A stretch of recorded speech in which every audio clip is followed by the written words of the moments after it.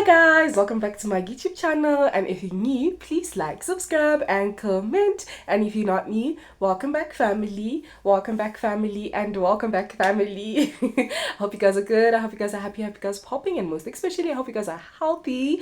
So as you guys have seen with the description below, today we'll be addressing the transferring videos. How is it possible to transfer from one university to another?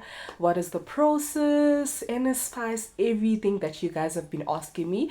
I've asked this question. Whoever has a question regarding Nsfas transferring, please DM me so that I can make this video and actually address everything in this video, because I've done a couple of videos regarding transferring to another university, the process, what about Nsfas, but people kept sending in DMs and obviously I've been responding.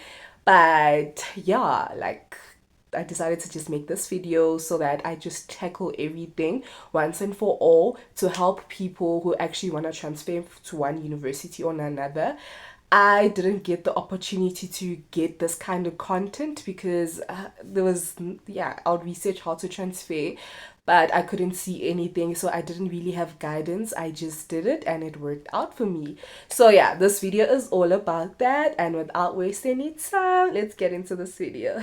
So I'm firstly gonna introduce myself. I don't want to be some type of way because we have new subscribers here, and thank you so much for subscribing.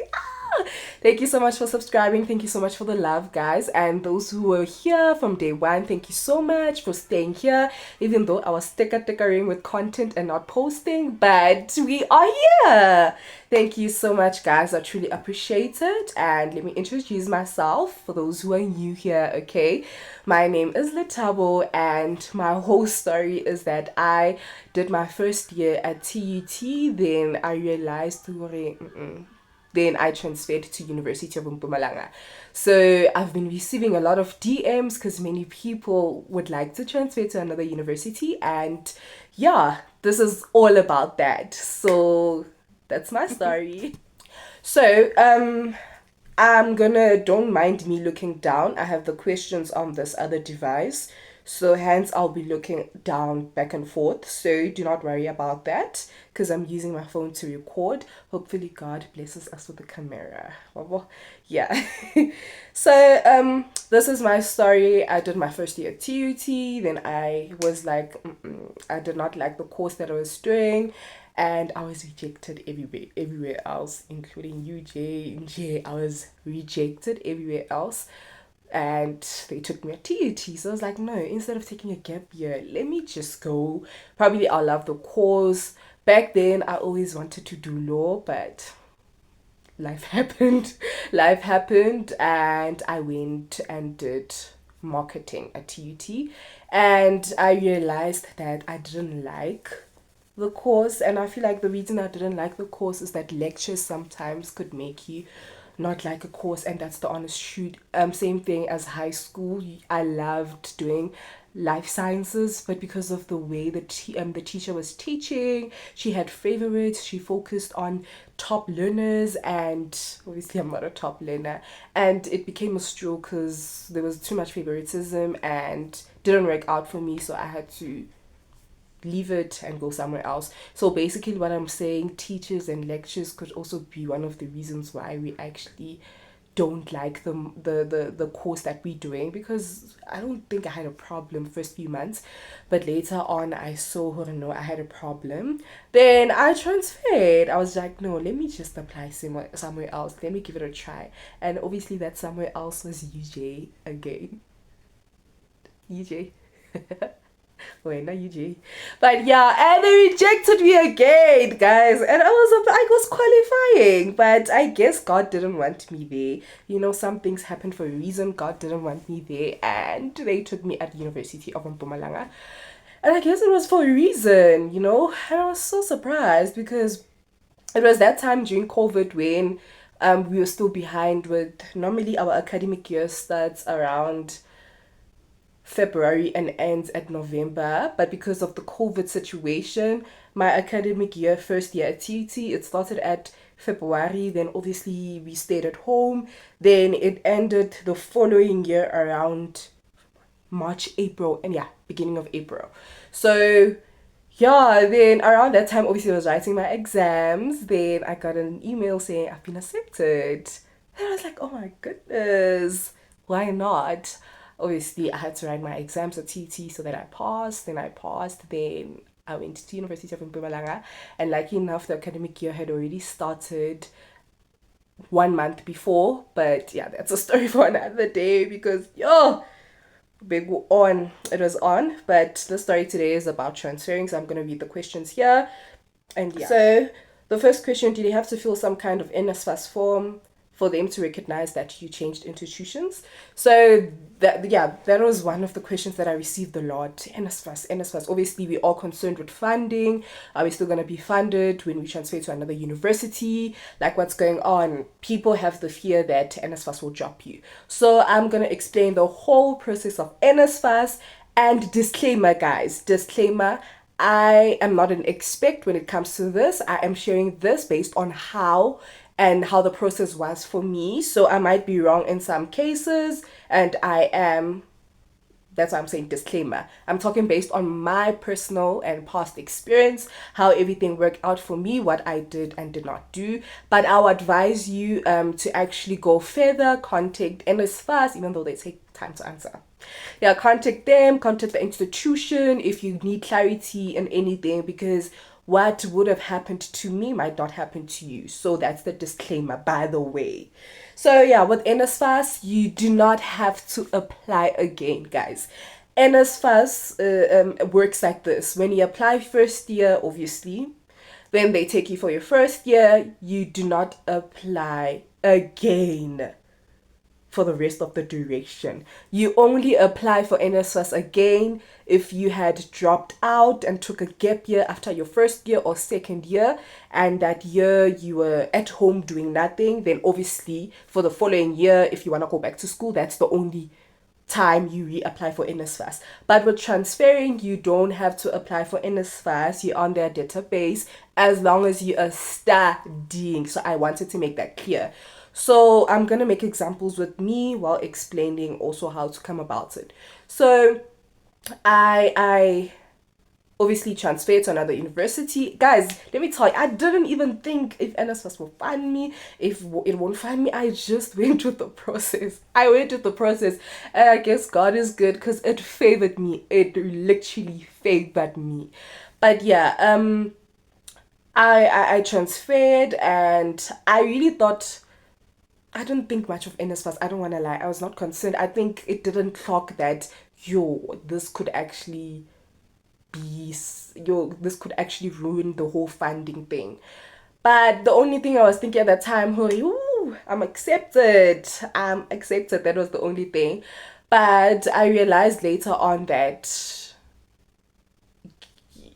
I'm not going to receive my allowances immediately because I've been fighting what's going on. I'm funded. My student portal says provisionally. I'm provisionally funded. Getting funded, so yeah.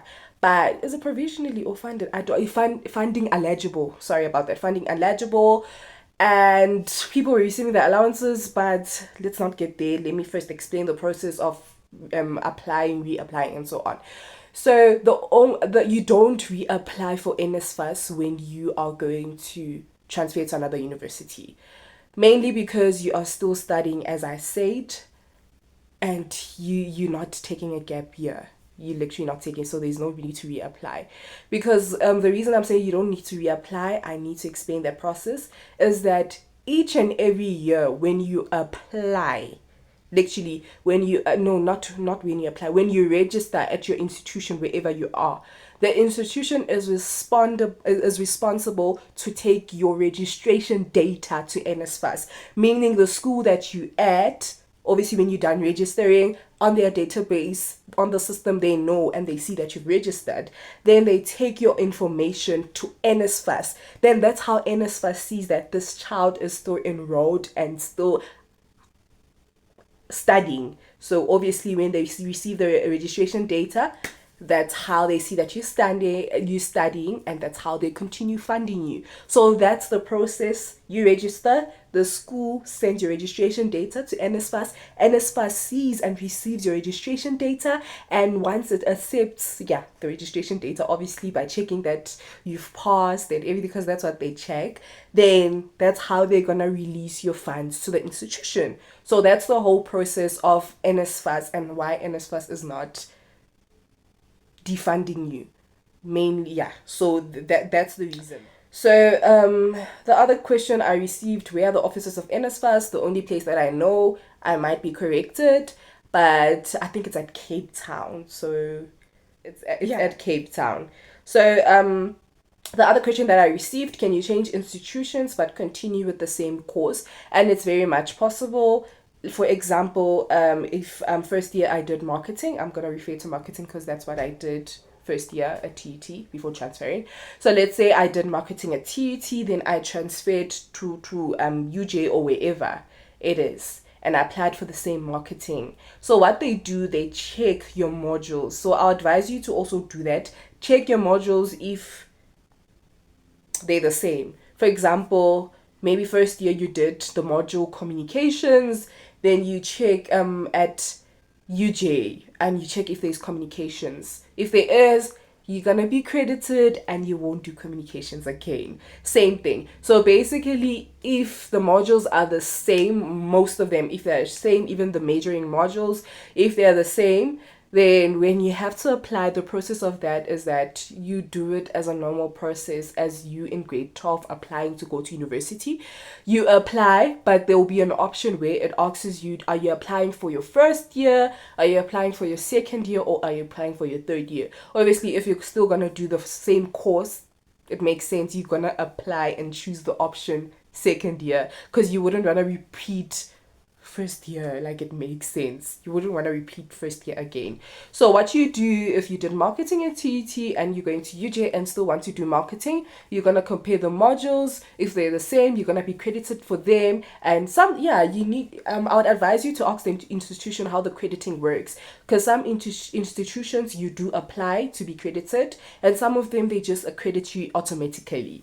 But in your case, in answering that question, yes, you can transfer to do the same course, but the difference is that you're going to choose second year and not first year. If you second year, obviously you're going to choose third year and not first year.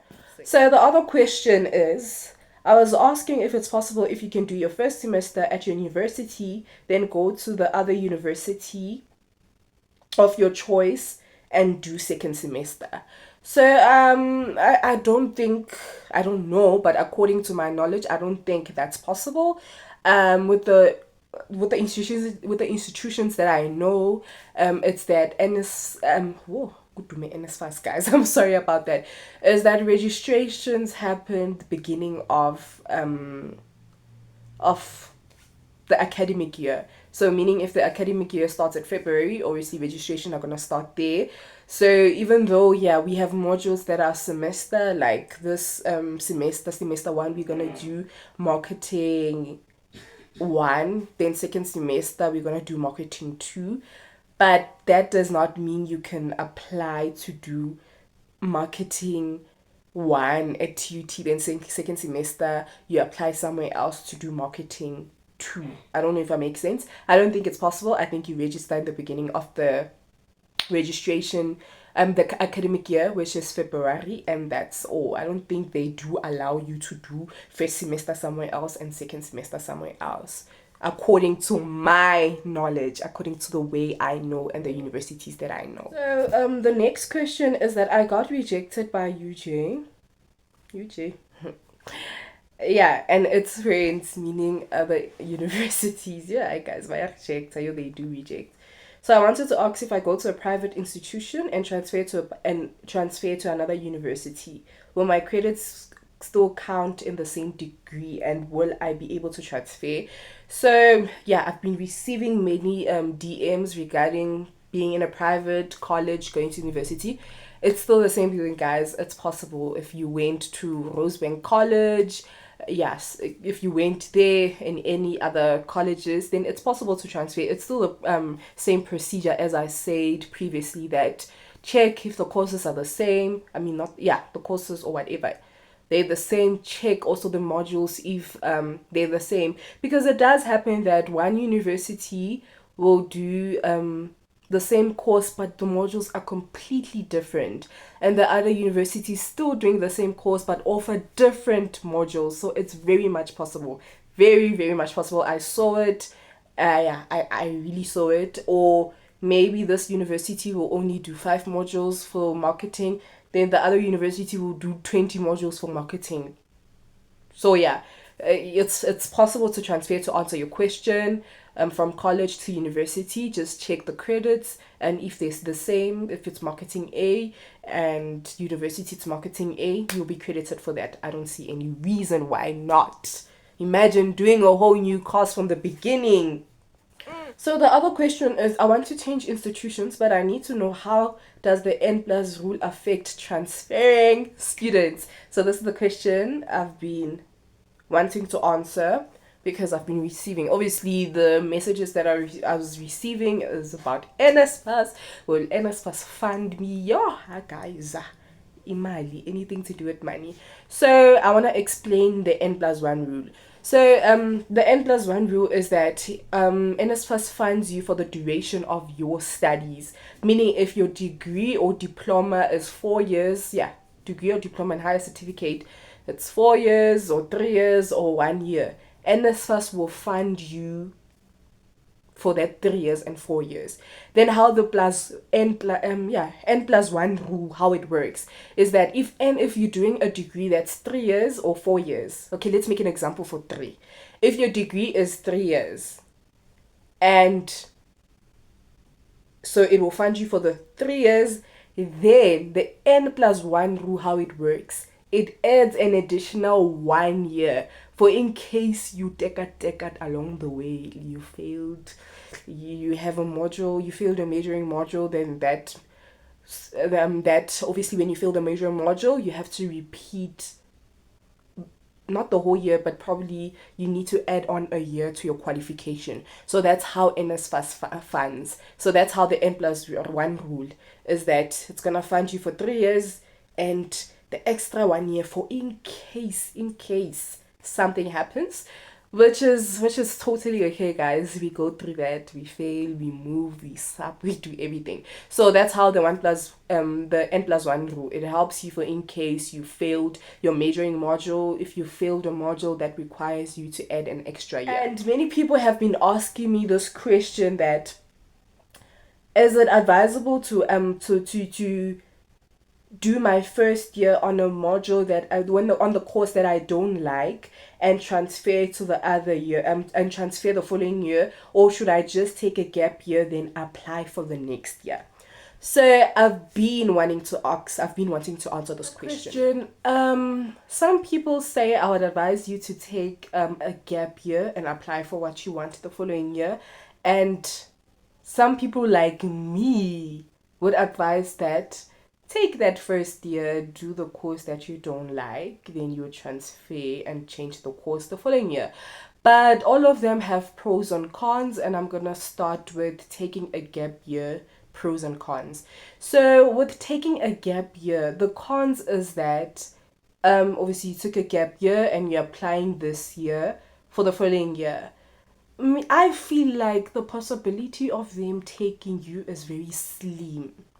Like, that's how I feel. Like the possibility of actually being re-enrolled is slim. I don't know, I stand to be corrected, honestly, but that's my opinion, mainly because we have grade 12 students this year applying for next year. I feel like they're mostly gonna start enrolling the grade 12 years over somebody who took a gap year.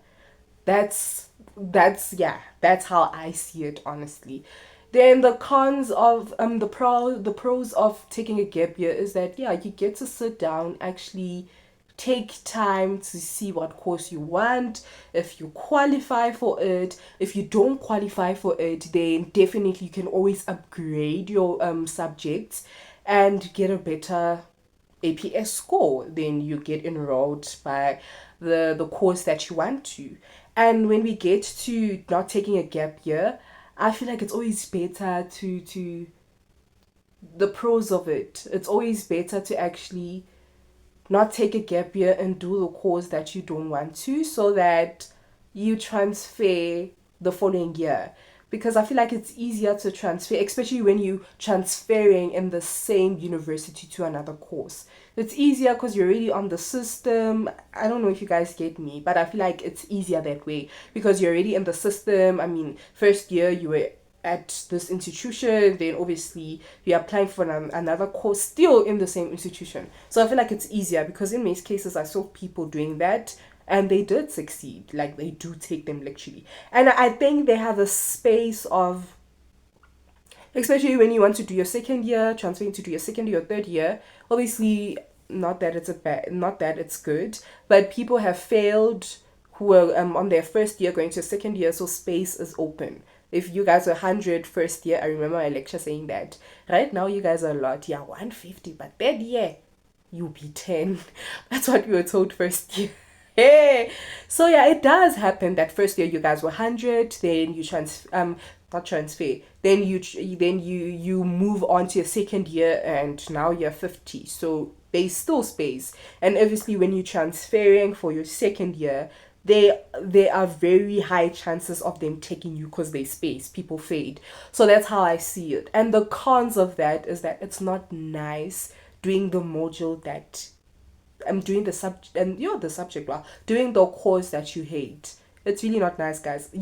Some people, they fail, they can't concentrate. It's just annoying. So it wants you to actually be like, you know what, I'm doing this for a better use, for my goal, and that I got cut. But yeah, it's always easier to transfer. I don't know where I ended, but yeah, it's easier to transfer to especially when you want to do your second year or third year, mainly because the space is very much likely to be open. What's going on?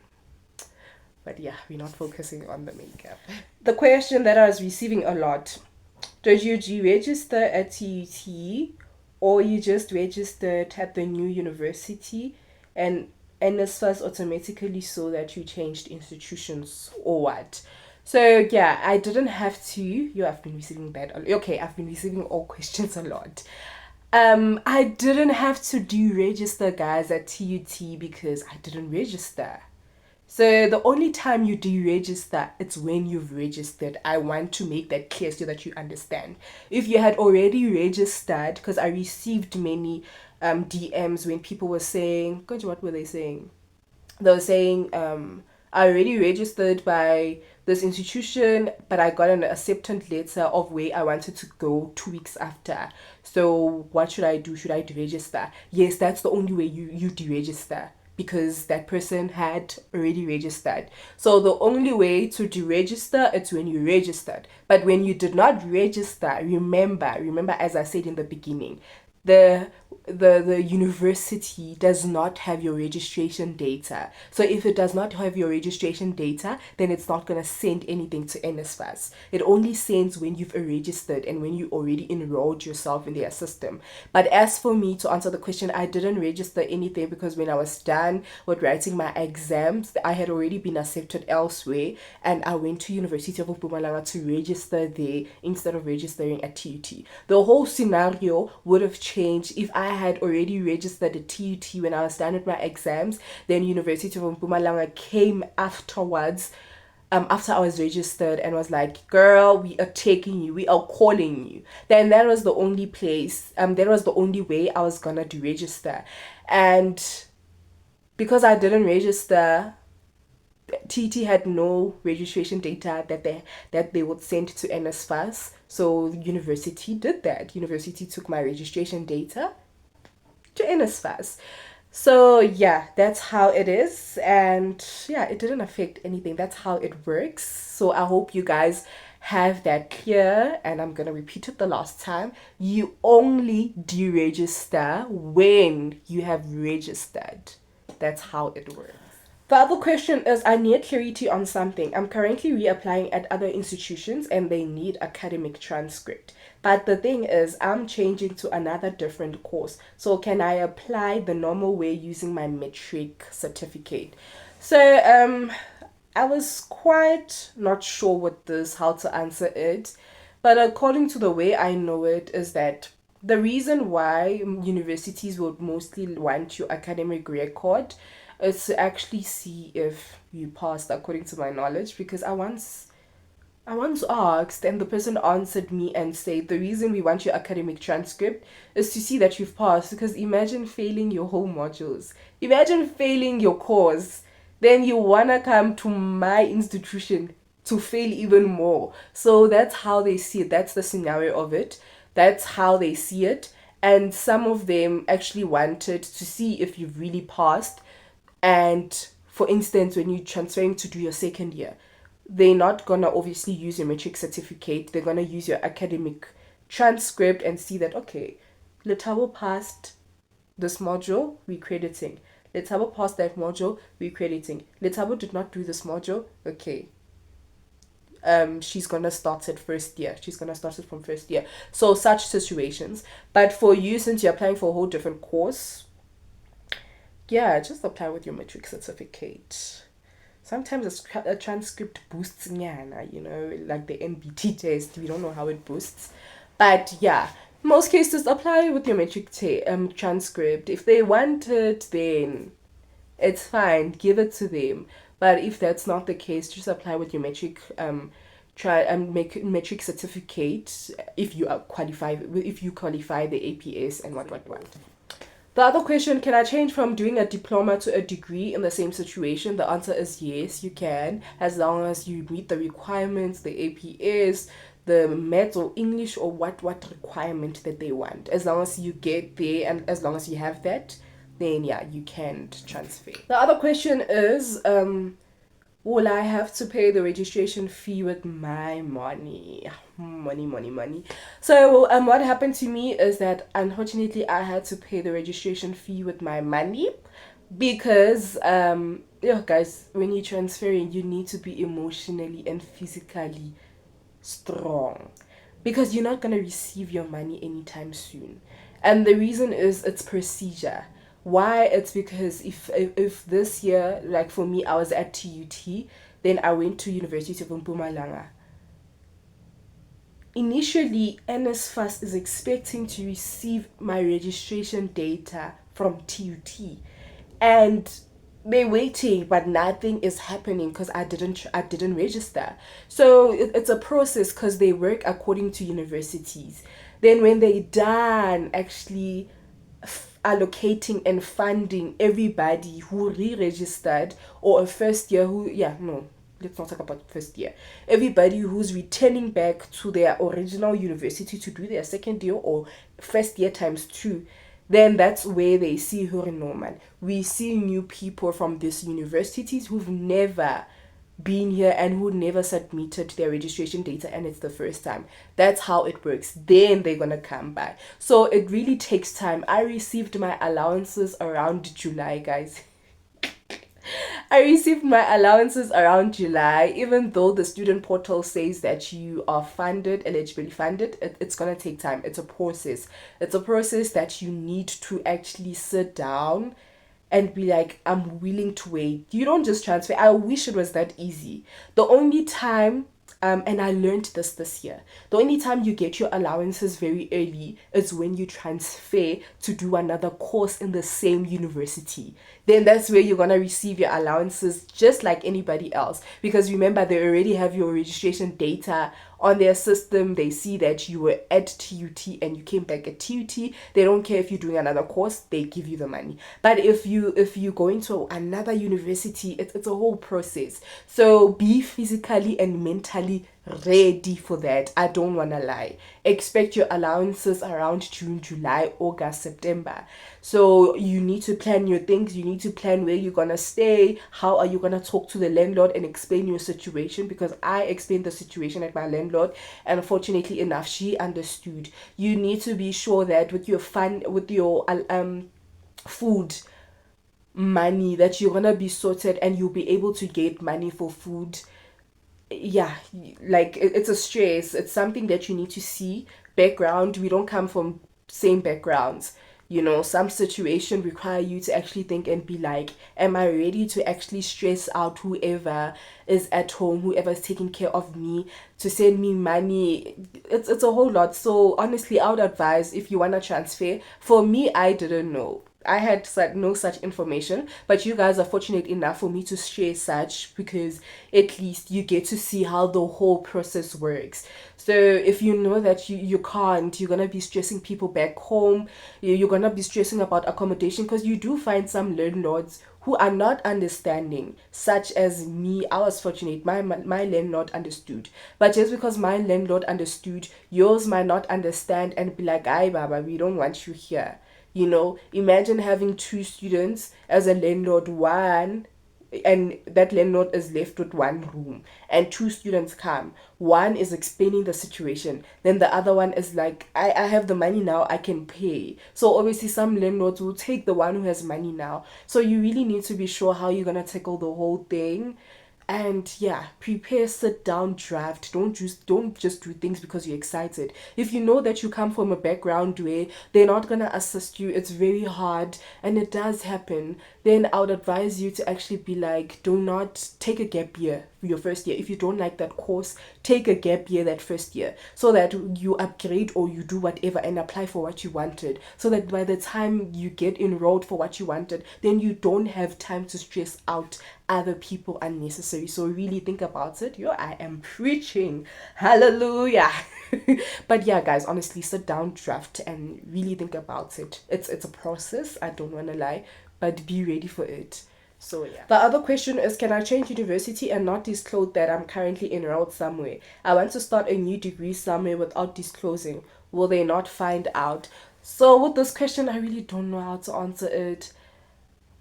I know some people who transferred and didn't disclose that they were from another university, and it really worked out for them. But I believe once somebody has your ID number, then they can see what you're doing in your life. If somebody gets a hold of my ID number and just punches down and see what Letabo is actually doing, I think they'll be able to see if I have a house. If I have it with my ID number, they can see. If I have a car with my ID number, they can see. If I have my what, if I took a loan and you have my ID number, you can see. If I'm enrolled and at another university, then I feel like you can see. So I feel like an ID number, once somebody has it and wants to find out what's going on in your life, then they can actually see everything with just your ID number, because it's your identity. Whatever you do, you use your ID number. When you go to school, you use your ID number. When you apply for loan, when you do this and this, when you apply for Nsfas,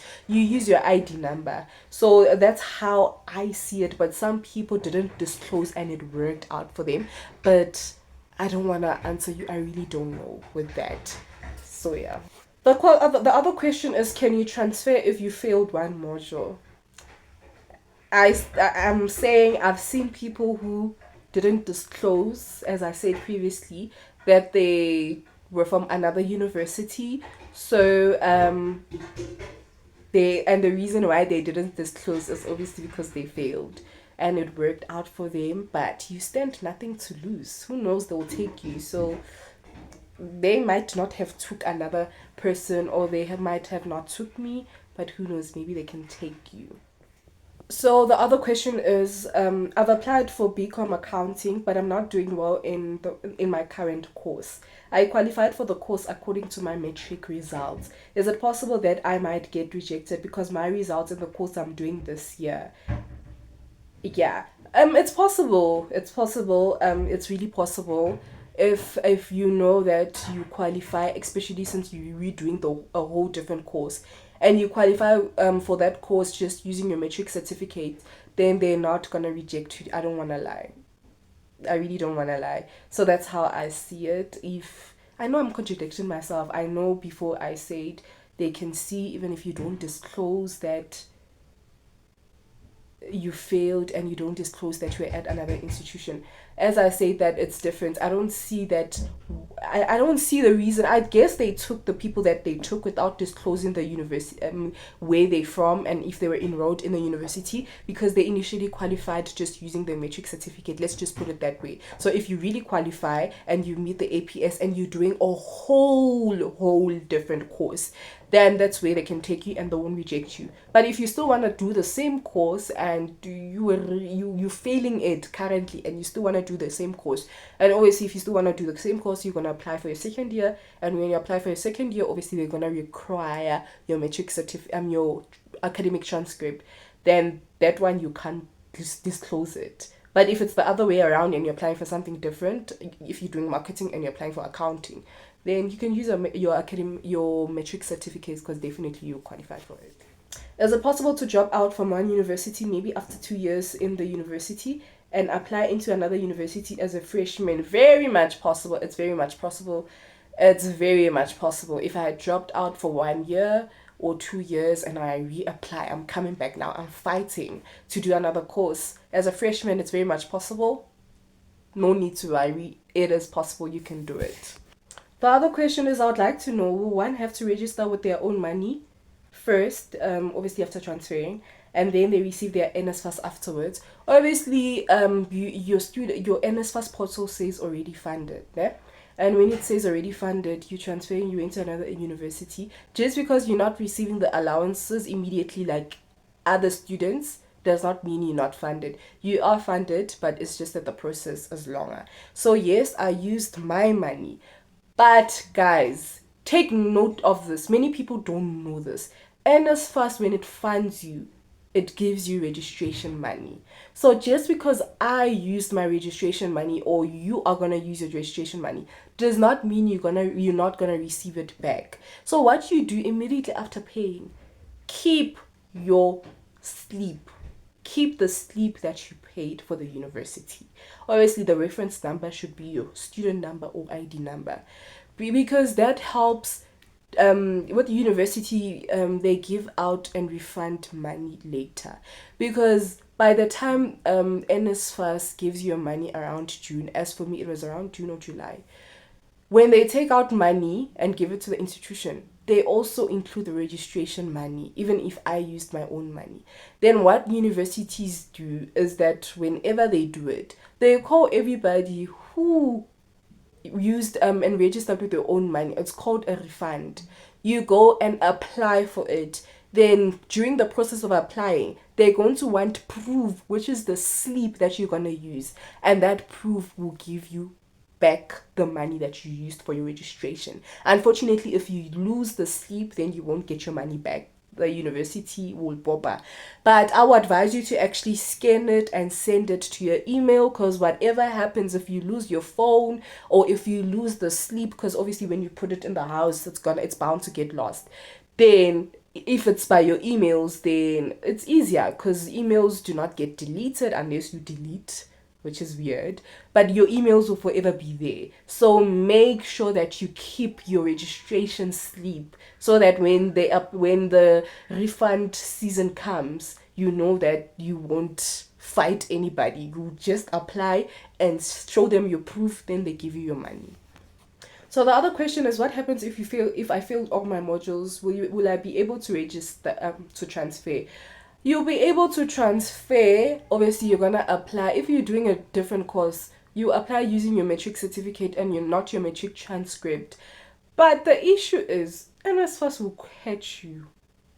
Nsfas, when you failed all their modules, 60%, not all their modules, but when you failed all your modules, 60% of them, then you're gonna get rejected. They're gonna reject you. That's the problem. So please do not fail all your modules, guys. Do not fail almost 50% of your modules, because Nsfas is strict. I know that. I've seen it. That's a story for another day. If you're interested in knowing that story of how I had to appeal and everything, then tell me down below. But make sure that you don't fail all your modules, guys. Make sure. You know what? Even if your modules are boring, just fight it till the end, because you're hungry. So I think I tackled all questions, but I'm gonna answer this last one. if I was doing a 3-year course, right, but did 2 years, then switch, so 3 years and I did 2 years, and I switched to another 3-year course, how many years of funding do I have? So the N+1 rule, it says Nsfas funds you for your 3-year duration, then it adds an extra 4 years for in case things happen, and we know that things always happen, right? So this person is saying, I've already studied 2 years, right? I've already studied 2 years and I'm transferring to a 3-year degree. So meaning you are left with this 1 year and you are left with the N plus the extra 1 year. Then meaning NSFAS with your new 3-year degree, it will fund you for the first 2 years, but the last one you paid for yourself. So that's what happened. If I had failed, I was gonna pay for myself.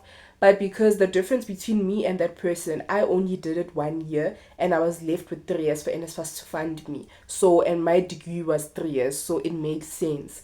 But for this person's case, you did 2 years, you are left with 1 year plus the N plus extra year that they gave you for in case. So meaning you will have to fund the other year by yourself. So I really hope that I answered all your questions.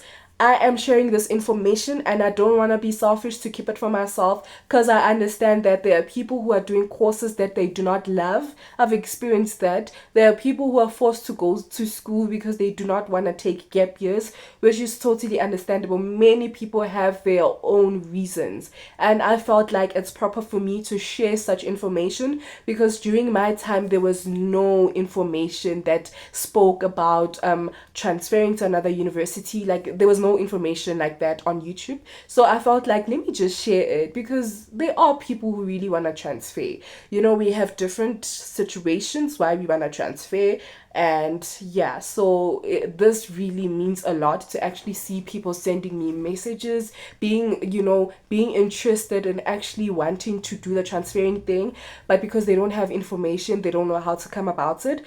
But I'm glad that I managed to actually share this out and show you my experience, and I really hope that it works out for you. I hope that I answered any questions that you guys had, because yeah, I answered majority of questions.